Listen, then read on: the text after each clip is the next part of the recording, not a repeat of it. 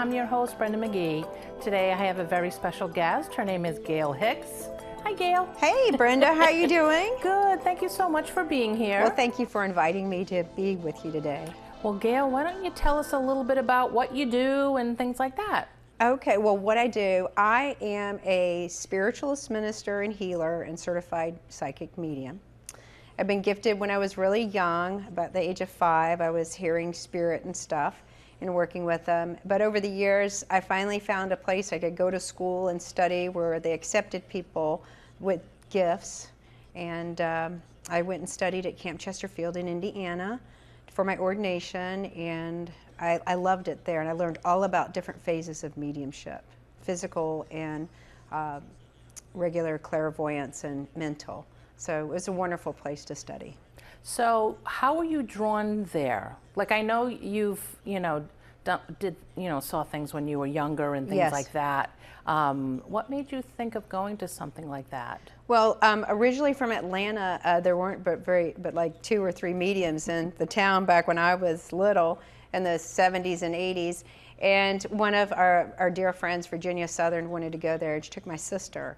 And my sister came back and said she found a place that we could really go that would accept us. And so we went up the summer of '87 to go to camp and started studying. And I went back full time in '92, and I was ordained in '97. And you, do they still have that open and people still do that? Yes, Camp Chesterfield's been there since 1886, and it's the Indian Association of Spiritualists. And it's a wonderful school. They have mental mediumship and physical phenomena mediumship. So every phase of mediumship found in the Bible they could do, especially in the back in the 1800s and early 1900s. So they have the largest psychic museum in the United States on the campgrounds, and the largest collections of like the Bang sisters portraits, apports, spirit art, trumpets, the whole thing at the camp.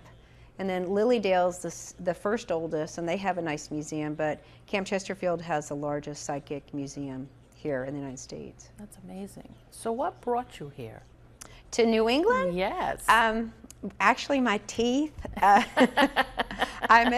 was at Camp Chesterfield in 2000, and I was serving the church, and I was the clairvoyant, but I was doing spirit art. I was drawing loved ones and guides to give to people in the audience, the congregation. And I met a doctor, Dr. Dave Ganong, and he was from Massachusetts, and he was a holistic dentist.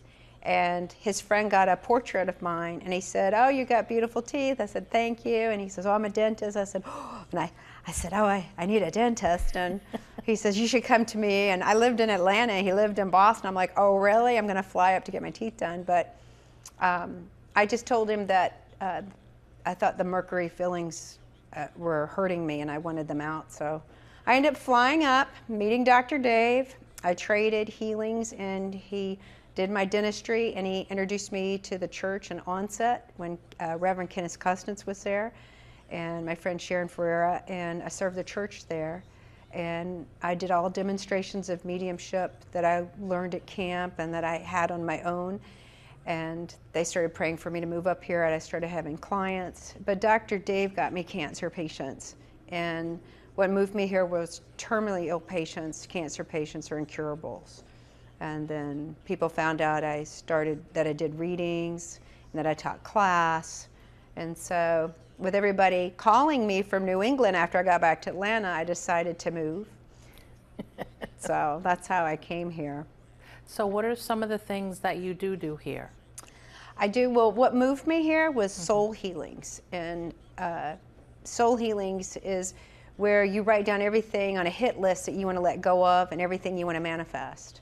And then I would help you and stand in front of this beautiful indigo mirror from the 1800s. It's a bogwash shape. It's beautiful.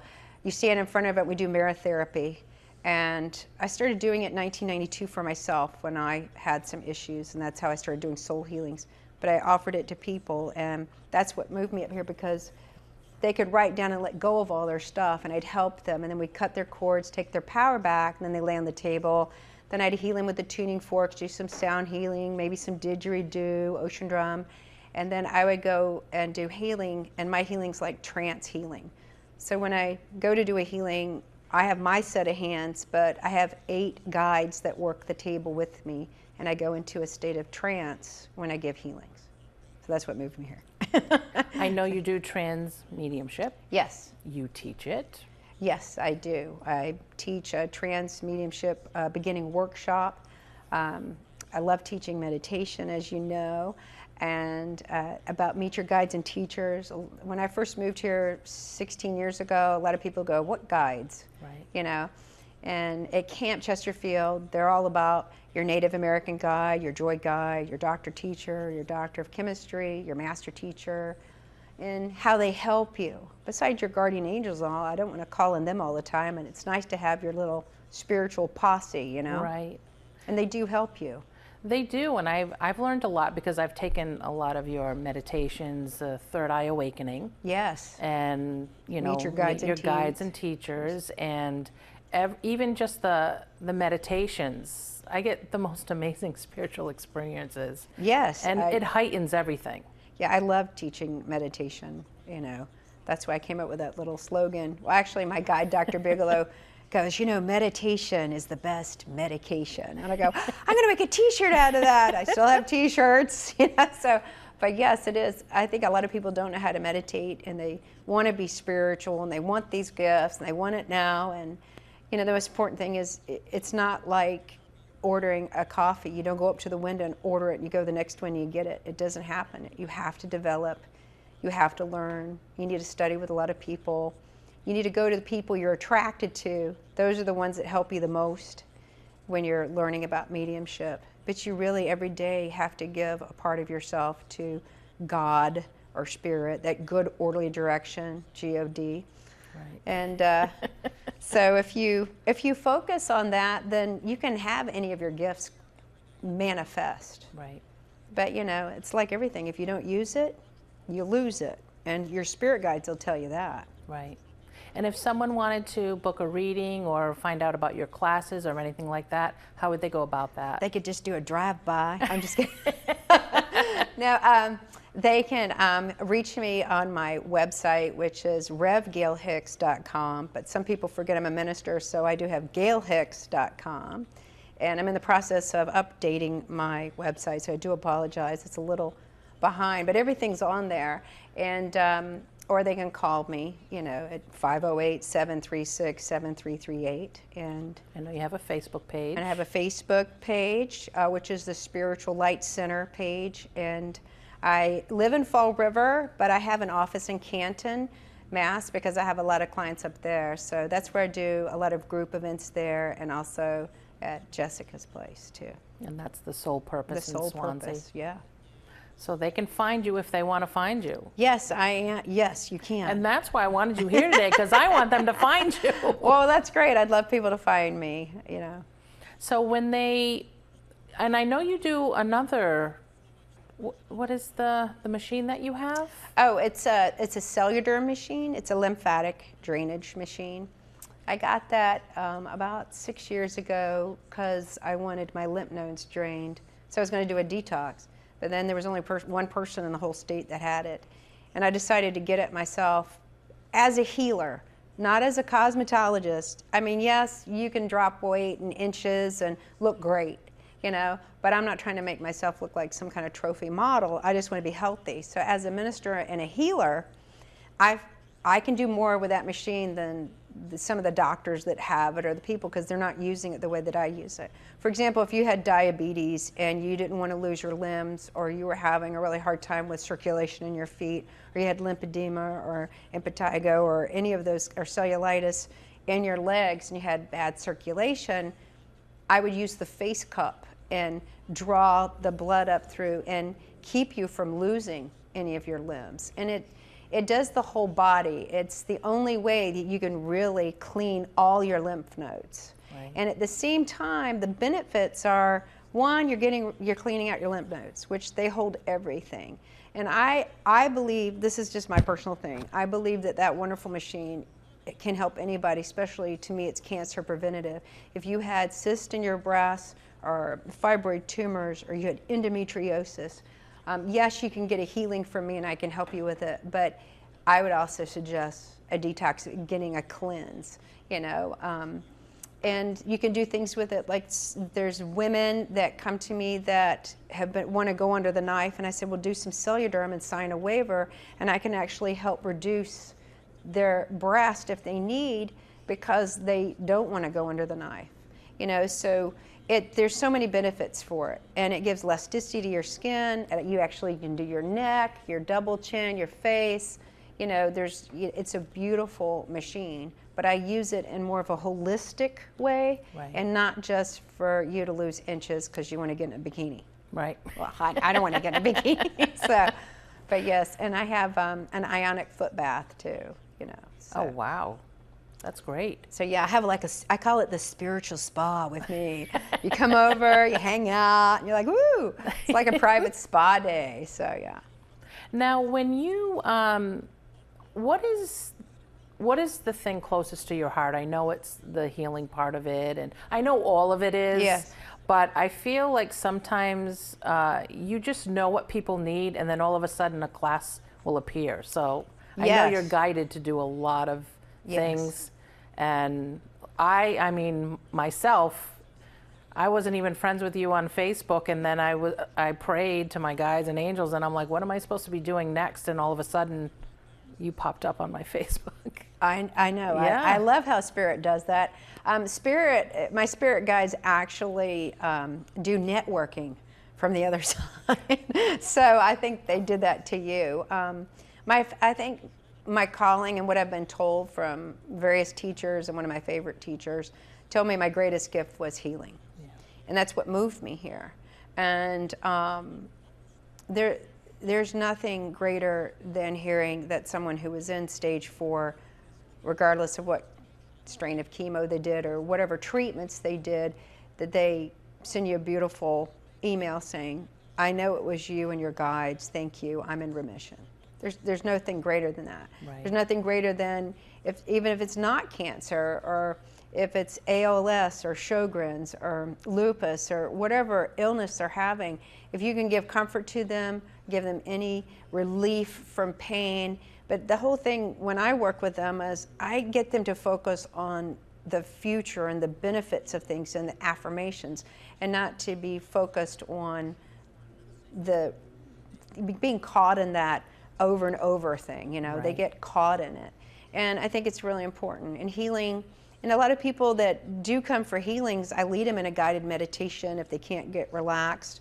Or I asked my guide, Burning Eagle, to knock them out. Hey, can you just knock them out? Yeah, do the Lord's Prayer, and then all of a sudden they're snoring. You know, you really want a client to be snoring on the table, because you know they're totally open, and they can really receive that healing.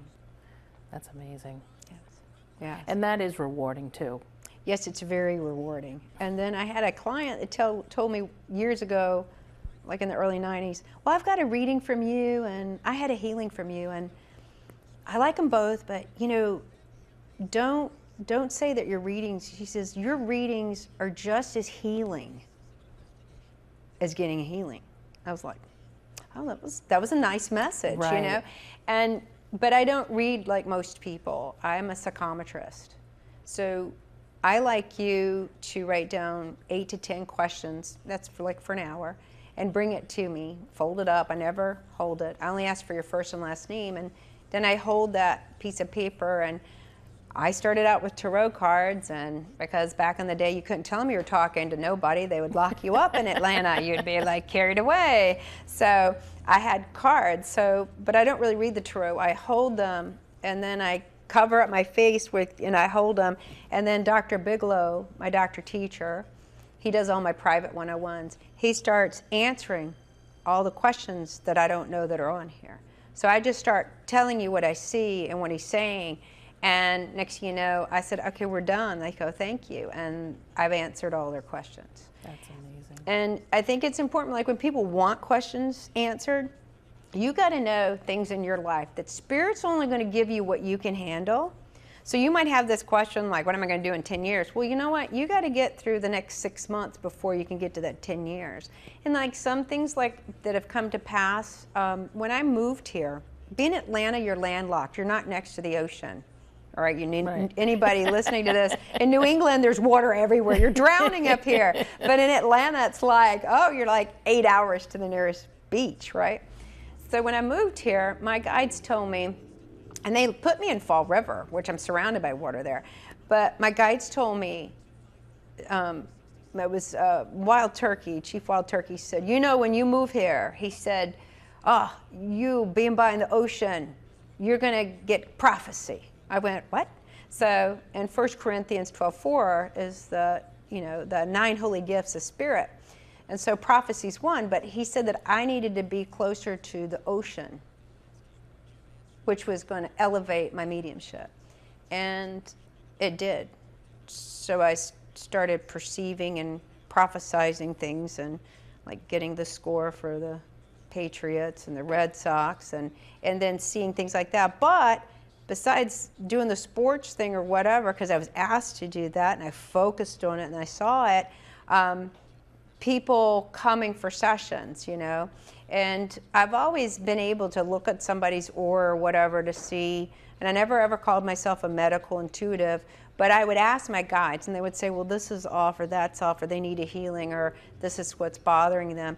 But I would never, ever break the law of privacy and do it without them knowing. I just don't run around Walmart and, check people. Ooh, that person. I'm not always on. I'm always working with spirit. But yes, so the gift of prophecy. So when you're doing psychometry, I'm just surprised as the person getting the reading. That's what I tell them. Now look. If I get something right and you go, yes, I go, woohoo, I act like I have spiritual Tourette syndrome. That's my thing. And I do the Cabbage Patch. And then people are like, this lady's nuts. I'm supposed to get a reading with her. But then I answer other questions. And then I always ask is there a loved one there? Then if there's a loved one there, I'm working on it. I go, oh. And I'll say their name or whatever. Oh, yes. And then I'm not really into how they passed. I'm into what do they need to tell you now? What do you really want to know? And then I'll give that, and I get guides, and I can tell you all about your guides and stuff like that. So that's just in like a regular reading. I remember you were all over the news with the Patriots and the Red Sox. Yeah, they called me everything, So yeah, and but I love the 2004. I love the very first thing I ever did. The Patriots and Carolina Panthers, because that was the day before my birthday. It was the best birthday I ever had. I was like so high as a kite from, hey, but yes, that was just awesome to see that. But it's nice to know that what came from that, which I think was what Spirit was trying to do when I moved here, was people that wouldn't come to me, especially New England men, the guys. It's hard to believe in somebody that could actually help you that's gifted or could see. And that was back in 2004. And it really helped a lot of men and women. Wow, well, she loves her Patriots. She did this. Maybe I should go see her. And then they came and they got all the help they needed, whatever the guidance and help they needed, whether it was reading or healing or their business or whatever. And it really opened that door, which was wonderful. That's amazing. But, now it's like, I'm opening other doors, like doing my flame messages and teaching classes and helping people to develop and really to heal themselves and to learn how to, how to be, because they want it. Everybody wants to be spiritually gifted. Right. They want that attunement, And I love with the meditations when you do that, it's even if someone is just there as a beginner or whatever, yes, the group that goes there, that energy that, everybody has, just the things that people explain what they experienced and they've never experienced anything. So you do bring this energy about you when you're doing even your classes. I love the comedy part of it because I'm going around frantic trying to get ready and everybody's like, we're ready. I'm like, I'm not. No, right. But but I like it because I can say I experienced it. I can say, I've gone to, your classes and things like that. And that was one of the big reasons why I wanted you to have wanted to have you on my show. Well, I appreciate it, and I appreciate you coming to class. I love your energy in the class. It's amazing once people keep coming to a class, whether they've come several times or we had a lot of brand new people last night. They experience something so personal. Several came up to me and go, "Oh my, this was wonderful. I'm so glad I came. It was the first time I ever meditated. I saw so much. I'm going to go home and write about it." Well, that's awesome. They've been touched. Now they can go to the, keep coming or go to the next level or learn more. So it's very important. And another thing I loved too was when you were talking about the trance mediumship. That has always made me uncomfortable and nervous because I always thought that it was you just open yourself up and allow anybody to jump in. So when you like the movie Ghost, yes. Okay. No. So when you were explaining it and you were, saying like the first thing that you would teach was how to protect yourself and what not to do, and I felt so much more comfortable because, my friends were like, "Oh, come on, let's do this." And I was like, "Oh, I don't want anybody, jumping in me." And then when you explained it, that it's usually your guide sitting right on your lap. Yes. And doing that. Yeah, I mean, a lot of people think they're, taking this channeling class, and trance is old school. That's what they called it when I went to camp. But, and I was doing trance when I was 17. I mean, my sister was going for her license in hypnotherapy, so I was her guinea pig.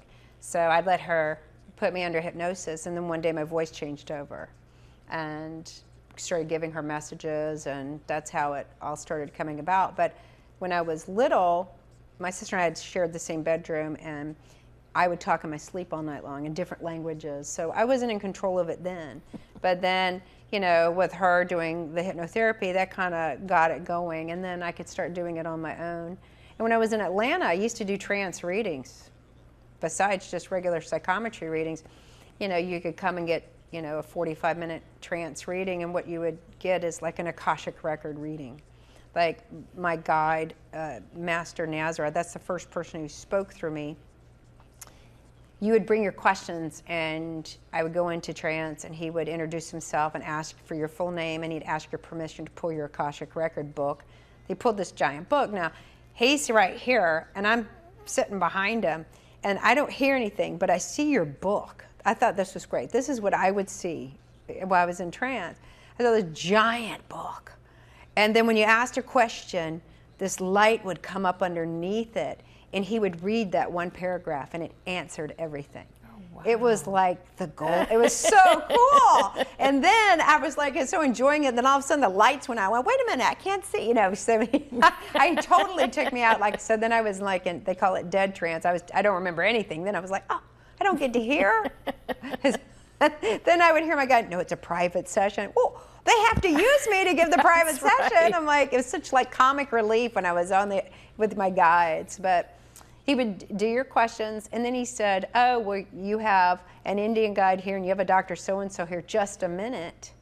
And then they would individually come in and pick a different voice and talk to you. And I still do those readings, but for choice people. Yeah. But, because I was so open back in the 90s in Atlanta, let everybody. Nowadays, it's like, you work out of your home, you're letting people come and do that at your home. Well, I have an office now, but, I just prefer that if you've had a healing with me or a reading with me, if you would like to take it to the next level and have a trance reading. And if you know your guides, then you can come in and get a couple of questions really answered from your Akashic records, or something really intense you need to know about your business or work or whatever, or your family. And then your guides come in to tell you, well, we're going to be doing this, this, and this, and this with you, and this is what you're going to be doing next. Next thing you know, 4 weeks later, boom, it's all happening. So, right. So it's really not like other people's loved ones coming through you. It's, that's more mediumship. It's not trance mediumship, right? That's, okay, there's a little difference. I've done it where a loved one's come through and talk directly through me to a loved one. Takes a lot of energy out of you. The reason, when you work with your guides, this is the different energy. When you work with your guides, they're in your aura. You've been working with them for a while. You've known them. You've been meditating with them. You know them. You're okay letting them in your body. But if I was going to invite, your mom to come through or someone that you really love, I would sit and meditate on you for a couple of days and your mom, and sit with your mom before you even come over. Yeah. And then get comfortable with your mom and go, okay. Now, she will tell me, or my guy would tell me, well, Brenda's mom can be in for no longer than 5 minutes because it's going to wipe you out. Because I get emotional when a loved one comes. Even when I'm doing stand-up flame messages or straight clairvoyance, I get emotional because they're crying from the spirit world because they finally get to give a message to you. Right. And then, of course, they're grabbing my throat. I'm like, and then I start crying, and then the whole crowd cries. I'm like, and then there's this part where you're not supposed to cry. But I think it's very compassionate that the medium cries with the person as they give the message, because to me it validates even more. Right. Not that you have to put on a circus thing, but I'm just saying, right. If you're very your integrity's on the line when you give messages, and you really need to feel spirit. Right. And the validation is the most important, because as a spiritualist in our mediumship, we believe in validating the continuity of life. And those tiny little things that their loved one tells you that only them and they know and nobody else, that's what validates it. Not what they were buried in and all that. Right. It's like, you remember when, I took you for, ice cream or whatever. I had one person I read back in Atlanta in the 90s. He came, he had lost his dad. And I went from a regular reading, and all of a sudden I fell into trance. But my guide was reading a whole poem that was carved under his great-grandfather's table that was in storage. Wow. And he was reading the poem, and my client was crying because he said, and when I came back, he says, there's no way you could have done that. Right. And it had been in storage for like 12 years, and he was getting it out of storage that week, and the grandfather came through to read the poem to his great-grandson or whatever, the grandson, great-grandson. It was amazing. Wow. So it depends. It actually depends on the person. That's what I was going to say. It depends. You never know what's going to happen until that person is in front of you. Yes. And then also the client might not, if they're skeptical or they're not that open, it's hard for spirit to give them and let them actually really talk one-to-one with a loved one. They have to, it is emotional. It's emotional for the medium and for them. But sometimes it's easier for the guide to give the message, and it's still just as good, but there's nothing like getting a message and all of a sudden you're smelling your mother's perfume. Right. Because she brought that into the room for you.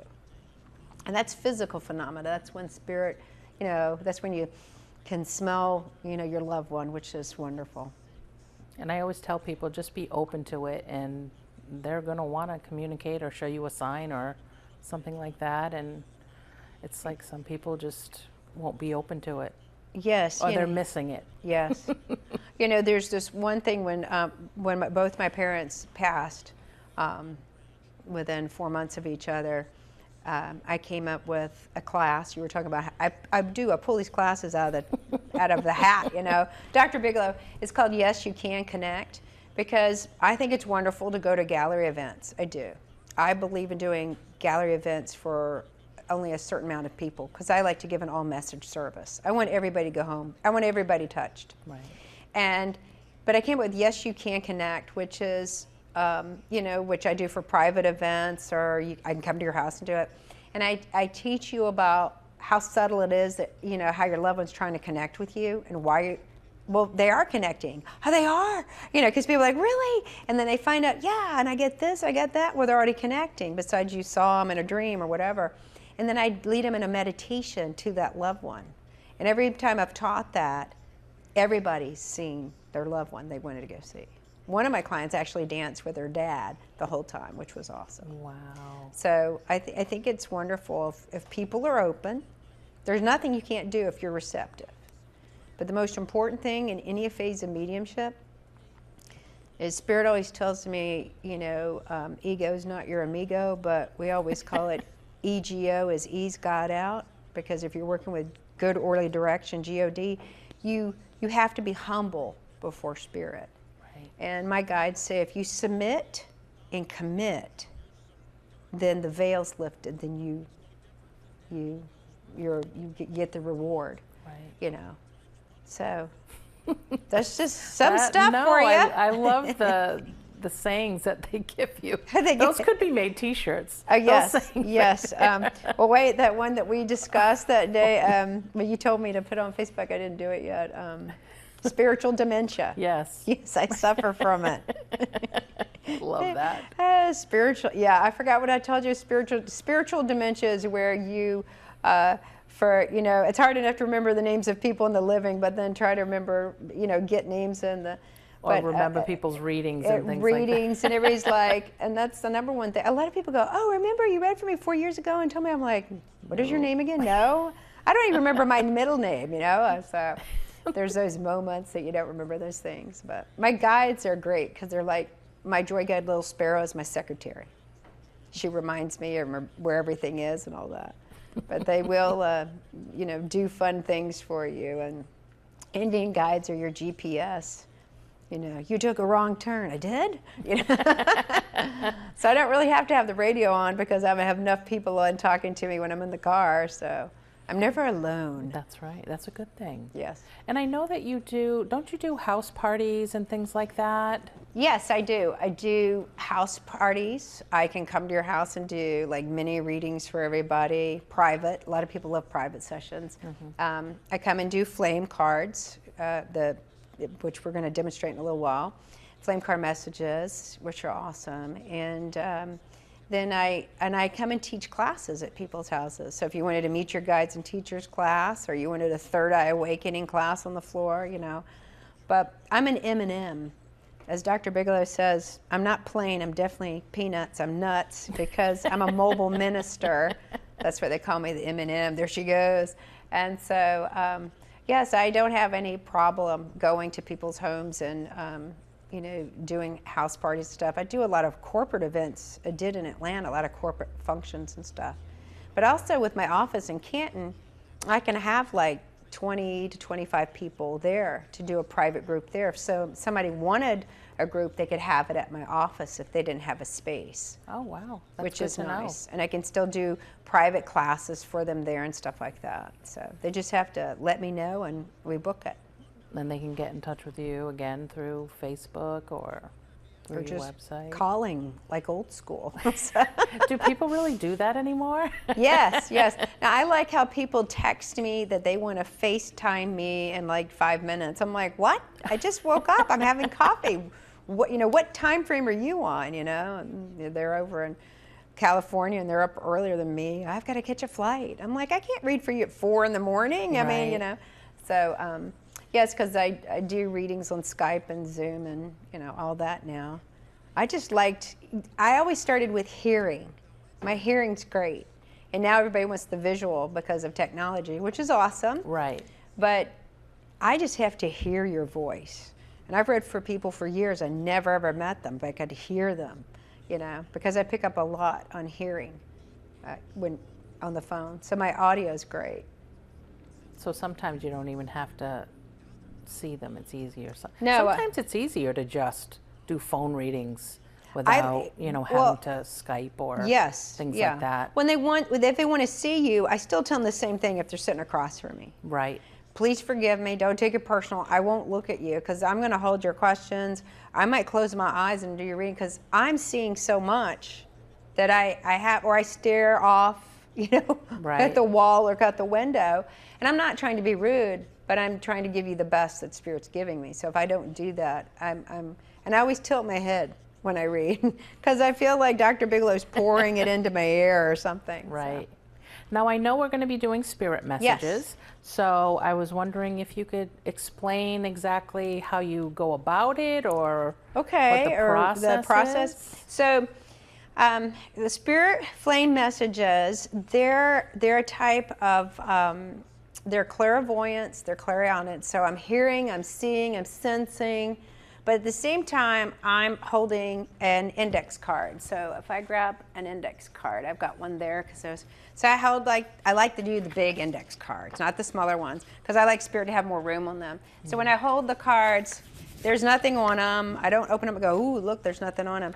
But there isn't. So then I light the flame, and then it ends up, it comes out, it smokes an image on it. And this one I did is just as a rough draft. And as you can see, there is an image on it. There's actual face on it. And then sometimes the wax comes on here. Now, anybody can do a flame message, but I work with my guides. I have several guides that work with me. Do you want me to light it and start doing it? You don't have to do it. Okay, I mean, ready? Yeah. Well, whenever. Well, explain. Yeah, explain it. Okay, so I meditate for when I do a group, and so I like to do about 12 people. And then what I do is I have your first and last name, and I meditate on everybody in that group hours before I do the event. Then I go and explain it, and then I stand up, I light the candle, and then I've already meditated on everybody, and I start hearing names being called. And then I hold the card over it, this little index card, and what happens is the smoke starts to smoke an image on the card, and as it's smoking, I'm giving a message, and then as I turn it over, it keeps moving. Now, mine keep moving. I don't know about everybody else, but I've been doing flame cards, I don't know, about 20 years now. Wow. So my guides now tell me to tap it out. So I'll smoke it, tap it out at the end. And when I do that, sometimes the wax gets on it. And as I'm reading the card to you and telling you what I'm seeing, or the symbols and everything on it, and the loved one and the message, I ask my guides, what's for your best and highest good that you really need to know?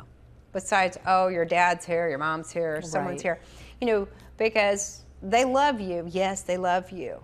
But what does Brenda really need to know? Or what does Sue need to know? Or what is it you really came for? And then my guides will say this, and I'll tell you, and I'll say, well, it shows here, and this is this, this, this. Then you can keep turning the card, and you keep getting a different image. So you can get 4 different messages off one card, but there's always one predominant side. Mm-hmm. And I had a card one time. It was a beautiful bouquet of flowers, and this was here in Massachusetts. And I said to the lady, this is your birthday card. And she goes, from your mother. She goes, oh, well, you know, and I said, my birthday's not for 6 months. It's your birthday card from your mother. I said, now, go put it on your refrigerator with a little magnet and just leave it there. Well, 6 months later, she calls me up, I didn't even know who she was. She goes, you know, I got one of those flame things. And I go, flame things? That's what she called it, a flame thing, you know.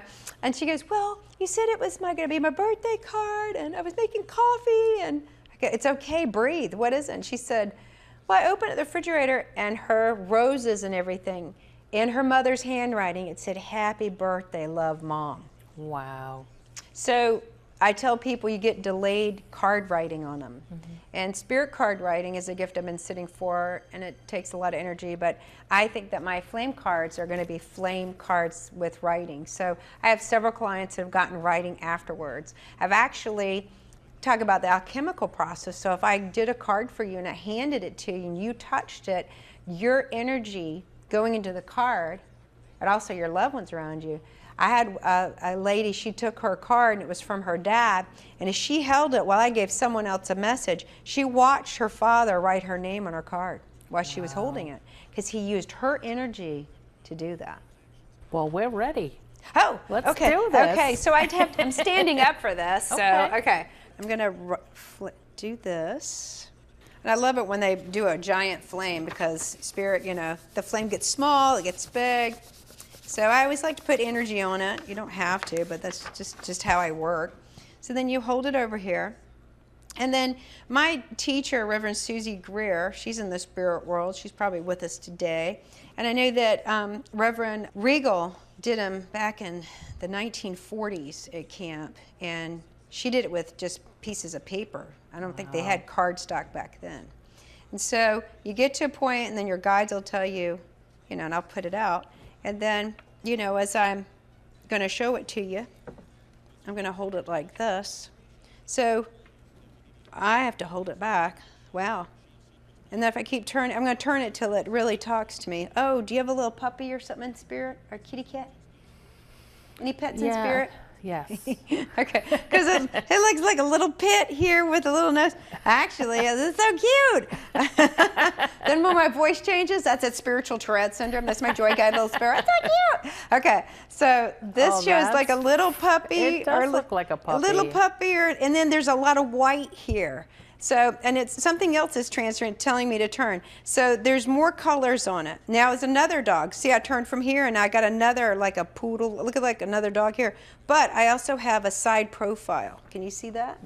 That side profile? Yes. So on this is like, I would tell you, an Indian guide. You have a really strong Indian Native American coming to you, because this is like shape shifting. This is like a profile of looking ahead, and it almost reminds me of and then there looks like writing down here, because now there's this white, you can see like a white star kind of energy in here.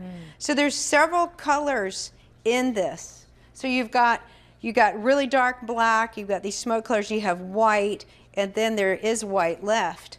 But over here, this is almost like, I would tell you, I don't know what that is. I'm hearing my guide saying like cobra energy, like the cobra is very spiritual, but it's all about the perception of things. And so for you, I'm hearing that your guides are wanting you to work with that energy.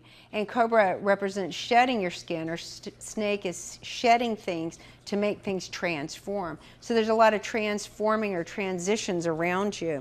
But also you're very guarded, because the dog energy, whether you have a puppy in spirit or dog in spirit, it shows that your Indian guides bring in the dog medicine of loyalty to you. So there's a lot about being loyal to everything that you're going through in your transition. Does that make sense? Yes. There you go. Woohoo! There's that spiritual Tourette syndrome. So if I keep turning it, you know, it's funny, when you were holding it, I could actually see which way? A face the other way. This way? No, one more. This turn. way. Oh, this way. Yep. If you look right here, there's a face. Oh yeah. Yeah, there is a face. And you just put a dot on his beard. Oh, did I? Yeah, well actually, I shouldn't have touched it. That's okay. He's got a gray spot. Well, actually, it looks like a master teacher or a guide, like Muhammad or someone like that, or Abraham. And then, you know, and then there's another person over it. Oh, yeah. So sometimes There's a bunch of I've faces. gotten cards where I had Jesus and Mary and Joseph on the card. Wow. And then the lady's father showed up in the back. And so when you turned it, you kept getting more stuff. So So I shouldn't have touched it. it's okay. No. Now he's going to write in his beard. I don't know. Hey, but the other thing about the flame cards, when I give them to people, people keep them. I love that you keep them. Yeah. And they'll go, oh, I've had mine for 5 years. I'm still getting messages off of it. And they keep turning it, and they get more and more stuff on it. And so it's amazing. Okay, yes. Amazing. Oh, this one's actually got lettering on it anyway, or trident. Wow. Wow, that's kind of intense. I'm getting more symbols than anything. But this, y'all might be seeing something different. But I also see two energies, like two guides working with you. But I also see this as like a trident, or like a tuning fork or something. So I tell you that there's an attunement coming to you from your guides in the world of spirit. But I feel two of your doctors are working side by side with you, and there's an alignment coming up. And if I turn it this way, I'm starting to see a face here. But I want to tell you to be happy, because if I keep turning this is like, ooh, like a podium with a microphone. Like if you're standing, maybe you're doing some public speaking, and here's your energy back here. But they wanted to take it this way because it's almost, and it looks like a touchdown, a goal, like the goal, like you're going to kick the football. So it means you have made a touchdown, because if you're a cheerleader, you do touchdown. So that's wonderful energy. So I'll do another one. So they're always different, but they keep changing after you do them. And sometimes I've had one of my teachers, when she did her flame messages, if the flame went out while she was doing it, it meant something totally different. Like, did you recently have someone pass to spirit? That's what she would ask you the first thing. Or are you in the middle of a transition if the candle went out on its own? But my guides now tell me, put the candle out, because we're going to do something else with you tapping it, Right. And then, I have a guide that works this arm to do the flaming, because I don't really do it. Right. And wow. Did you ever play jacks as a kid? Yes. So it does. It looks like It jacks. does. It looks like jacks. So, or do you know a Jack? Okay. Or a John, someone named Jack or John. Also, well, it shows to me, this is really wonderful. So it's X marks the spot, so I don't know if you're a pirate. But on here, it's something that you're marking out. Dr. Bigelow says you're marking out or setting out to do something. So X marks the spot. So he's saying that it's almost like you are on a treasure hunt, but you're hunting for something for yourself. And it's a spiritual aspect of you that they're going to show you where it is. And it's going to be guided to you. And up here is your guides looking over you. But X marks the spot. And also down in here, if I look at it, if I keep turning it, if I turn it this way, I had said to you earlier at lunch, the double cross. Yes, you have you the did. double cross on this one. And the double cross represents the white brotherhood is working with you. And I just love those people. And so you have the double cross over you, which means you're very much anointed and that your guides are working with you and that you are helping a lot of people, like you're helping me today. And that's what I saw in the Third Eye Awakening. And I said to you, can I talk to you and ask you a question? And you told me it was the White Brotherhood. Yeah. So, and look, and you've got this beautiful cross. And this has just appeared, but look at that white dot that just appeared in between the two crosses to separate it, so you know it's the White Brotherhood. That's so they've just signed. Now we just want you to write White Brotherhood on the card. But this is just some of those cards. Do you want me to keep demonstrating, or is that fine? we can talk. Okay, awesome. Well, those came out great. Now we can watch them from here, keep moving. That is amazing. Now this one at an angle looks like an angel now. It's starting to change into an angelic form. So now do you teach a class like that also, or not no, really? You just I usually can do teach it? a class on it. But I don't teach a class on it. I can. I mean, a lot of people want to learn how to do it because they want to go out and do them. And I'm like, hey, that's my forte. No. Right. But my thing is, Spirit Flame messages, you know, came from Reverend Regal in the 40s from camp. And I don't mind if people are doing them. I'm just kind of stickler for, remember the history. Well, that's the thing, and I honestly think some things are supposed to be taught and some things aren't. Yeah. So whoever's guided to do it, and they do it on their own, or are guided to do it, then. Yeah. But. Well, first and foremost, like, how do you know you're supposed to be a medium, or how you know you're supposed to do readings? Your guides tell you. So, or you're guided by a communicator, whatever you want to call that person that's helping you. Right. But I loved going there because they explained what you're hearing, what you're seeing, what you're feeling. So you didn't feel like you were going nuts or crazy. But the thing is, if you're going to do a phase of mediumship, you know, everybody wants to do gallery events and give message from loved ones. It's very taxing. It's very difficult. And you got to do a lot of psychic self-defense. That's why I'm going to teach psychic self-defense. That should be just a class by itself. Right. But you need to know about psychic self-defense when you're meditating. You don't want to open the door up to everything. You're not sure what you're getting. And when you're wanting to do like flame messages, yeah, you can light a candle, start doing some flame messages. But if you're just doing it to, you know, what kind of message are you getting? First, before you do it, what kind of readings are you doing? Where is your mediumship before you go to this level? Right. This is not like something you just jump in and do. No. Unless you were born a medium or a spiritualist and your mom was, your dad was, and 5 generations back, and you just, oh, look, ha, here you go. No, that would be great. But I think you have to be very respectful to those mediums, especially in the history of the Fox sisters and the Bang sisters, what they went through to demonstrate what people now take for granted. They went through terrible things before they could do a demonstration, you know? Right. And I just think that your mediumship at camp, you know, you had to be a really good clairvoyant. And or a clairaudient or clairsentient. You sensed it, you see. And after you got to that, and you really worked with that and you were comfortable with that, that's all you need. Reverend Lois Mosteller always told me, a great medium, all you need is clairsentience. And that's what she was. Right. She could do chakra readings, but she was incredible. She'd stand up there and she could just say it. She'd get names, everything. But she just sensed it. She'd wave like this through your loved one, and your name is, like she's shaking their hand. She gave the message. Right. That would be great to do. Yep. People don't do that. They go, I have a J or I have this. No, she would feel into their vibration. And right as she felt them, they said their name and she repeated it and it was right. And she said, you're on the second row in the fifth pew. She knew exactly, they knew where you were sitting. Wow. It's not like, where are you? You know, that was the accuracy that I was taught. Right. And so we don't do fishing. We don't fish. We give the message. Right. And to go to this state, I didn't just jump into doing this. I started with trance because that's what happened to me when I was young. And then I went back and went to camp and I learned all the other basics. Right. And I put trance in the back burner and got my foundation. So that's why I like to teach like basic mediumship, intro to mediumship, the third eye awakening, which you've taken, which is great for you to, where is your third eye? Right. What does it do? How does it affect you in your mediumship? Is it part of your mediumship?